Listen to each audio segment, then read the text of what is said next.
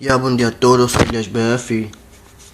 Estou mais aqui num assunto que vou falar e eu estava aqui, fiquei uns dias sem fazer esse vídeo, sem falar. E hoje decidi falar sobre um vídeo, sobre um tema também que poucos falam, tá? É um tema que poucos falam, mas eu tive a refletir esse tema há muito tempo. Durante essa semana toda eu tive parado de postar esses vídeos.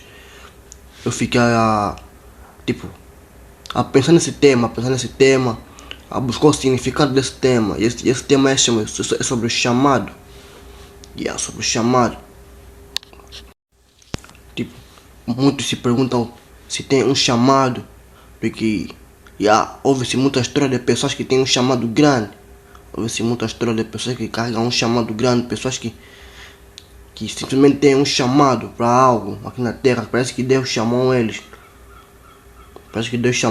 Isso é um assunto que acontece não só na igreja, mas também no meio, em várias áreas, por várias pessoas. Não, esse chamado não é só na igreja, porque o chamado é mais falado na igreja, é mais falado no lado religioso.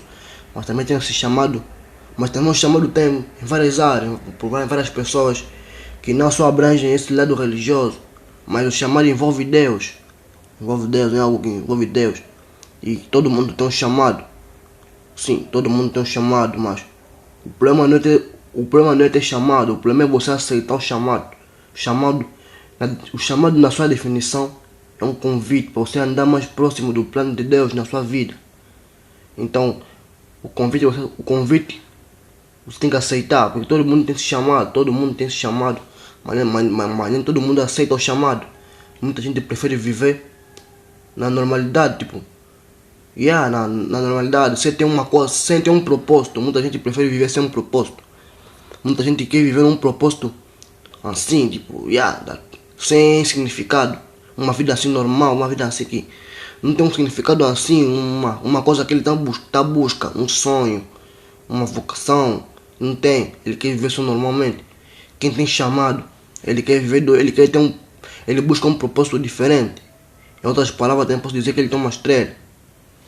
Quem tem chamado, ele busca um propósito diferente. Ele quer fazer a diferença. Ele quer fazer a diferença. Só que esse chamado é muito difícil. Por quê? Porque você está andando com Deus. O chamado não é mais sobre você. É sobre Deus na tua vida. O chamado não é sobre você. É sobre Deus na tua vida.